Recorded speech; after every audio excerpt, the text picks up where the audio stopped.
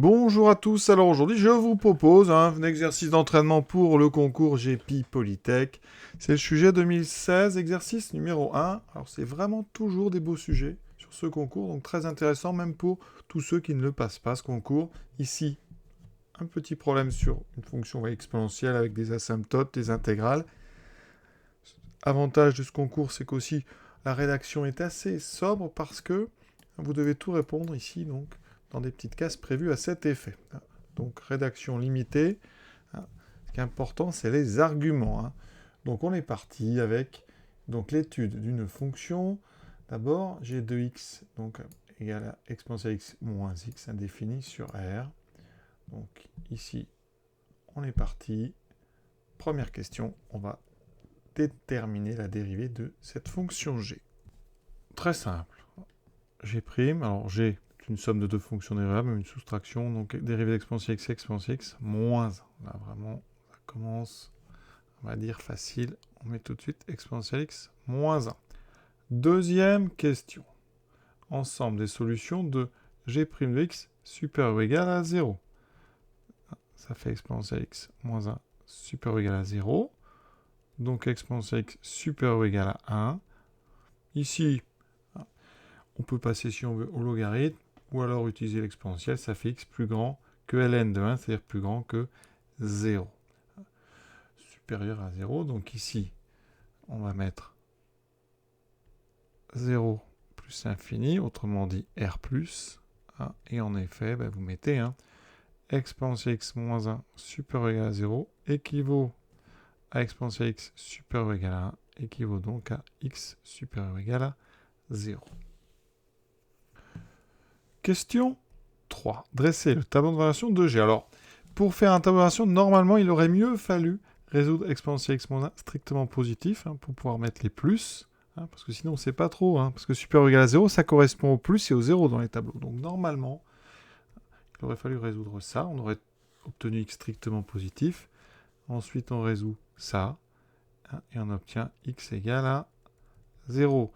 Ce qui fait qu'on a très vite donc, le tableau. Donc x, signe de g' de x en fonction de x. Donc on est sur R. Ensuite, c'est 0 la valeur importante. Donc avant, donc on met un plus après et un moins avant. Voilà. Les variations de g de x en fonction de x, c'est donc décroissant, croissant. Certains ici mettent g, parce qu'ils considèrent que c'est les variations de g. On peut considérer que c'est les variations de g de x en fonction de x. Ensuite, complétons le tableau. G de 0, exponentielle 0, moins 0. Donc ça fait 1. Pour l'instant, on ne nous demande pas les limites. C'est vraiment clairement dit. Les limites ne sont pas demandées. Voilà, alors on pourrait les donner rapidement. Pour avoir les limites, je vous le dis, en moins l'infini, bon, exponentielle de x tend vers 0 et moins x tend vers plus l'infini. Donc ici, on aurait plus l'infini, c'est pas demandé. Et en plus l'infini, c'est une croissance comparée, il faudrait factoriser par exponentielle x, ça fait 1 moins x sur e de x. Et cette partie-là tend vers 0. Et c'est exponentielle, donc plus l'infini fois 1. On aurait donc plus l'infini plus l'infini. Maintenant, justifier que pour tout x, g de x est strictement positif. Alors, on peut mettre, alors si on veut vraiment rédiger, mais on a très peu de place. Donc ici, on voit bien que, 1 est le minimum de g, puisqu'on a décroissant croissant. Donc, quel que soit x, g de x est supérieur ou égal à g de 0, c'est-à-dire g de 0, c'est donc égal à un minimum de g atteint donc pour x égale 0. Donc, ici, il n'y a pas vraiment beaucoup de place. Donc, qu'est-ce qu'on peut mettre? En effet, quel que soit x, g de x est supérieur ou égal à, donc, à g de 0. Donc, g de x supérieur ou égal à 1, qui est strictement positif. Ce qui est important, en fait, c'est que 1, c'est un nombre strictement positif. Donc, vous dites g de x est plus grand ou égal à 1, il est donc strictement positif. On attaque déjà la partie B avec une nouvelle fonction. Donc, question donc P1 petit a, la limite en moins l'infini de cette fonction-là. Alors ici, on va regarder exponentielle x. Alors, on va essayer de rédiger en moins l'infini, c'est du court, c'est 0. Très important. En moins l'infini, donc, exponentielle moins x. Exponentielle tend vers 0, moins x, donc on va tendre vers plus l'infini. Donc, par quotient, 0 sur plus l'infini. Limite, donc, de f en moins l'infini, c'est donc 0.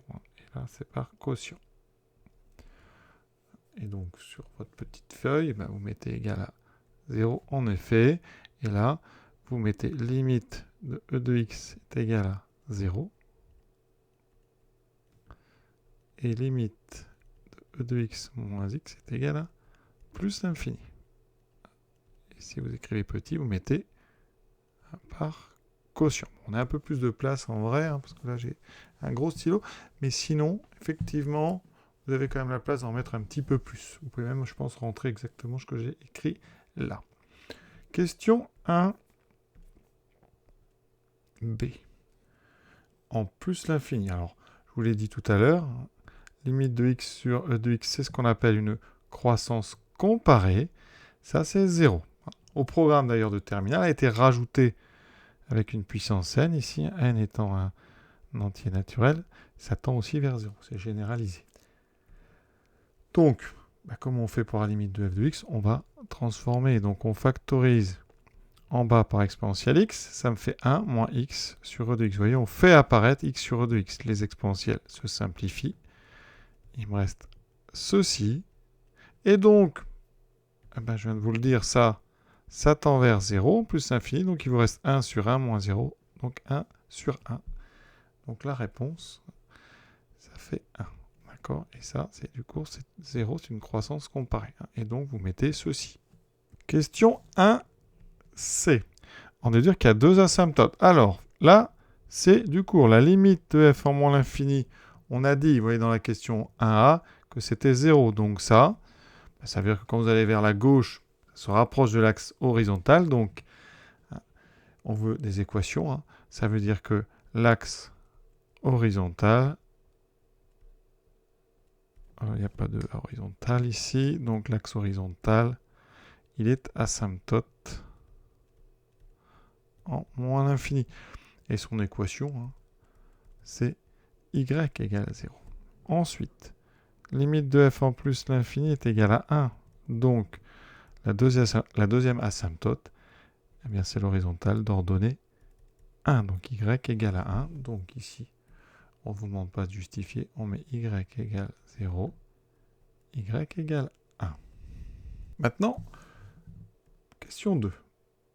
On passe à la dérivée. Donc, f de x, vous voyez bien que c'est u de x sur v de x. Donc f', ça sera u'v, donc la dérivée d'exponentielle, fois ce qu'il y a dessous, qui est u, moins u, donc exponentielle, fois la dérivée de v. D'accord? Vous avez bien compris que u, c'est e de x, et v, c'est e de x moins x. Donc v', en fait, on reconnaît, c'était la fonction g du début, c'est exponentielle x moins 1. Donc ici, je mets exponentielle x moins 1, et dessous, je mets donc v carré. On développe en haut. On voit bien que les exponentielles, il y en a qui vont s'annuler parce que j'ai exponentielle de x au carré. Et donc ici, il y a une simplification. Divisé par e de x moins x au carré. En haut, je factorise par e de x, ça fait 1 moins x, e de x sur e de x moins x au carré. Et effectivement, regardez, c'est bien ce qu'on vous demande de montrer. Maintenant, on vous demande le tableau de variation de f. Alors, dans ce tableau, donc on est sur R, la dérivée, il y a un numérateur avec exponentielle x, 1 moins x, et exponentielle x moins x au carré. D'accord? Ça, c'est pour le signe de f'. Alors, on n'est pas obligé de mettre tout ça, je vais vous montrer pourquoi, mais ça, c'est pour le signe. Donc, exponentielle, on sait que quel que soit x, exponentielle x est strictement positif. Donc là, vous pouvez mettre un grand plus. 1 moins x, c'est facile, ça s'annule en 1. C'est positif avant, négatif après, fonction affine décroissante. Et pour tout x, exponentielle moins x, donc ici, eh bien, au carré, c'est strictement positif. Pourquoi? D'abord, on a montré que g de x était strictement positif sur R. Donc, ça veut dire que exponentielle moins x, enfin exponentielle x moins x est toujours différent de 0, hein, quel que soit x. Donc, c'est pour ça que là, on n'a pas de souci. On a d'ailleurs la fonction f qui est définie. Cette fonction f, elle est définie, hein, effectivement, parce que dessous, on a g de x et on a montré, hein, je répète, que g de x était strictement positif. Donc, le signe de f', c'est le même signe que 1 moins x. Donc, on aura plus 0 moins. Donc, c'est ça que vous pouvez dire, sans forcément faire tout le tableau. Avec ces deux remarques, vous dites, eh bien, f' est du signe, est du même signe que 1 moins x. Et donc, vous pouvez entamer un tableau qui sera un petit peu plus petit que le mien. Vous mettez alors f', hein,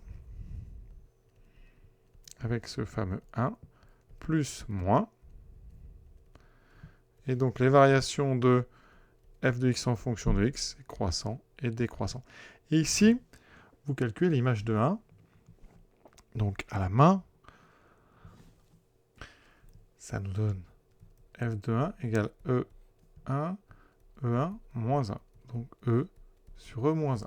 On complète. Donc, ici, sur votre copie, on met le 1, le 0, plus, moins, croissant, décroissant. Et là, vous mettez E moins 1. Enfin, E, pardon, sur E moins 1. Les limites, on a trouvé 0 ici et 1. Et on a terminé ce tableau de variation. Question 3b. F présente un maximum, donc YM atteint en XM. On a le tableau, là, il n'y a pas grand-chose à dire de plus. Hein, vous avez vu, hein, c'est un maximum atteint pour x égale 1, et c'est E sur E moins 1. Donc Y de grand M, c'est donc E sur E moins 1. Et XM, voilà, c'est 1. Donc je vais l'écrire à gauche là-bas. 1, E sur E moins 1. Et ici, calculatrice. On vous demande cette valeur approchée à 10 moins 1, c'est 1,58. Donc on va répondre à 1,6, à peu près 1,6. Question suivante. On prend le point A, donc question 4. Le point A, donc d'abscisse 0. C'est un point de la courbe. Donc si son abscisse c'est 0, son image c'est donc f de 0.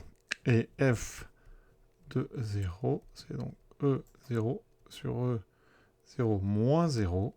Donc ça fait 1 sur 1. Ça fait 1. Donc le point A, il a pour coordonnées 0, 1.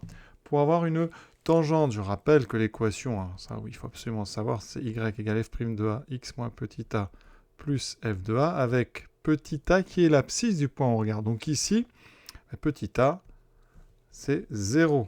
Donc l'équation de ma tangente, c'est donc f'. Alors il me faut f' donc de 0. F', je l'ai encore là-haut, donc ça fait 1 exponentielle 0 sur 1 au carré. J'obtiens donc 1, ce qui fait que j'ai 1 fois x moins 0 plus 1. Je développe tout ça, ça fait y égale x plus 1. On a juste la place d'ailleurs de l'écrire. Pour info, pour ceux qui ne le savent pas, les calculatrices, elles vous donnent les équations de tangente. Hein. Ici, vous voyez, j'ai rentré f de x, voilà la courbe. Hein. Vous allez sur une Texas, vous allez dans dessin. Ici, dessin. Et vous allez descendre. Et vous allez voir qu'ici, il y a marqué tangente. Donc, vous appuyez tangente. Voilà. Vous indiquez la valeur de x. Vous pouvez taper x égale 1. Vous pouvez taper ce que vous voulez. Donc ici, je crois que c'est la tangente en 0. Vous mettez 0. Vous validez. Elle se trace. Voilà la tangente en 0. Et son équation, elle est dessous. Alors, sur le Texas, il n'y a pas d'arrondi. Hein, donc c'est 0. On comprend que c'est y égale x plus 1. Pour ceux qui ont une Casio, alors il faut aller donc déjà dans le menu 5. Vous rentrez l'expression. Donc vous effacez ce qu'il y a. Voilà. Donc ici, on va mettre donc exponentielle. On est parti. Exponentielle de x sur exponentielle de x moins x. On valide. vous allez sur Draw. Alors, on refait le repère s'il n'était pas bon. Je vais mettre un repère standard. Voilà, moins 10, 10. Voici la courbe. Pour aller voir la tangente, vous allez dans Sketch. En anglais, tout Sketch, ça veut dire dessiner. Donc ici, vous cliquez dessus, il y a marqué tangente. Alors, il faut au préalable, par contre, je précise, dans le Setup, ici, il faut que vous ayez mis le mode dérivative pour autoriser le calcul de dérivée. Donc je mets On, voilà. Je sors, je retourne dans Draw, Sketch, et je vais sur tangente. Voilà. Et ici, vous voyez, la tangente en 0, vous validez, et il vous donne l'équation y égale x plus 1. C'est parfait, vous voyez. Question graphique, placer les points A et M. Alors le point M, donc, c'est notre maximum. Donc il est ici, 1, 1,6. Donc 1 et 1,6. Donc on va le placer. Alors je vais prendre une autre couleur. Donc 1, 1,6. Voici le point M, c'est le maximum. Donc ici, vous avez une tangente horizontale. Ensuite, on place le point A, coordonnées 0, 1. Donc il est ici.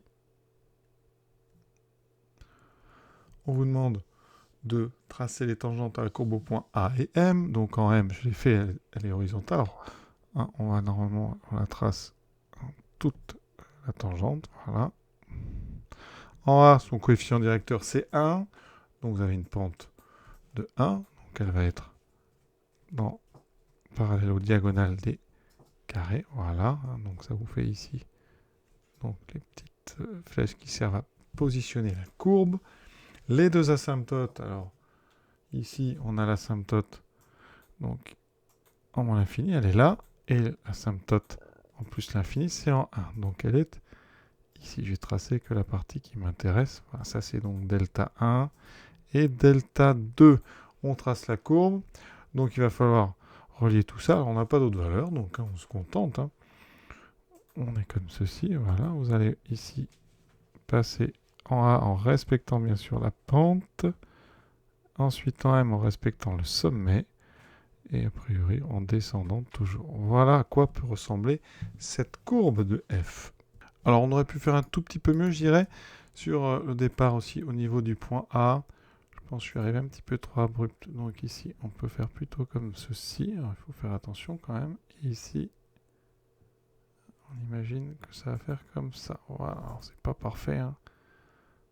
Mais vous devez donc respecter les deux positions de tangente, au point A et au point M. Et après, les deux asymptotes, donc on approche. Ici, on est sur une partie croissante. Et là, une partie décroissante. Donc, normalement, il faudrait dessiner un petit peu plus loin jusqu'à la fin des carreaux. Question 6. Alors, on se place sur l'intervalle 0, 1. Sur cet intervalle, eh bien, la fonction est strictement croissante. Donc, ici, le minimum est atteint en 0, donc c'est 1, et le maximum est atteint en 1. On a dit que c'était E sur E moins 1. Alors, les valeurs exactes, on les connaît déjà. Question un petit peu particulière. Voilà, donc minimum, c'est 1, maximum E sur E moins 1. Bon, personnellement, c'est le genre de question qui me perturbe un peu parce que on a l'impression d'avoir déjà répondu à cette question. Donc ici, A, c'est 1, et B, c'est donc E divisé par E moins 1. On continue, il nous reste, vous voyez, 2 questions. Question 7. On attaque une intégrale, donc l'intégrale sur 0, 1, donc de f de x dx. Assuré sur la figure, donc le domaine dont l'air vaut j. Alors ici, on a une fonction qui est positive, et donc cette intégrale, c'est égal à l'air sous la courbe, ce qu'on appelle le domaine, donc sur 0, 1. Donc ici, il est délimité par les deux verticales que voici, ces deux segments, et ensuite c'est toute cette partie-là. Donc vous assurez, ici en traçant ça un petit peu plus droit que moi. Voilà. Donc l'aire de cette surface, c'est J. Et on doit, pour la dernière question, la 7b, encadrer la valeur de J. Alors la question, on utilise la question B6. On sait que sur l'intervalle 0,1, on a dit que f de x était entre, donc c'est encore écrit, entre 1 et 1,6 à peu près, donc 1 et E sur E moins 1. Eh bien, on sait qu'on peut intégrer sur un segment n'importe quel encadrement. Ça va conserver l'ordre. Donc, l'intégrale de 0 à 1 de 1 dx. Ici, il sera inférieur ou égal à l'intégrale de f. Donc, ça sera la fameuse intégrale j. Et intégrale de 0 à 1 de e sur e moins 1 dx. Alors, on intègre ici des constantes. C'est très simple à intégrer. Ici, comme primitive, vous prenez x. Donc, x entre 0 et 1. Et ici, vous avez une constante que vous pouvez sortir de l'intégrale, donc par linéarité. Et vous aurez la même intégrale entre 0 et 1. L'intégrale entre 0 et 1 de x, ça vaut 1. Donc ici, j est donc entre 1 et e sur e moins 1. Donc entre 1 à peu près et 1,6. Et ça, on le voyait bien sur le dessin, globalement parce que vous voyez 1, c'est l'aire du rectangle unité. D'accord, donc on voit bien que la zone rouge est plus grande. Et 1,6, ça se voit aussi parce que ici on a 1 et là on a 0,6. Donc ici, cette zone-là, elle fait 0,6. Donc notre zone rouge, elle est entre une zone qui fait 1 plus 0,6, donc 1,6, et la zone bleue qui vaut 1. Donc on est bien globalement. Voilà. On aurait pu d'ailleurs vous faire une petite avant, en question précédente. Moi j'aurais fait un petit encadrement graphique pour voir si vous avez compris comment on pouvait donner une valeur approchée de cette intégrale et après justifier cet encadrement. Alors, l'encadrement, lui, il est plus précis, parce que moi je fais 1,6, vous voyez, on est un petit peu plus précis que ça. Voilà, l'exercice est terminé. En tout cas, c'est fait pour ceux qui vont préparer ce concours. Je vous souhaite une bonne fin de journée à tous et à bientôt.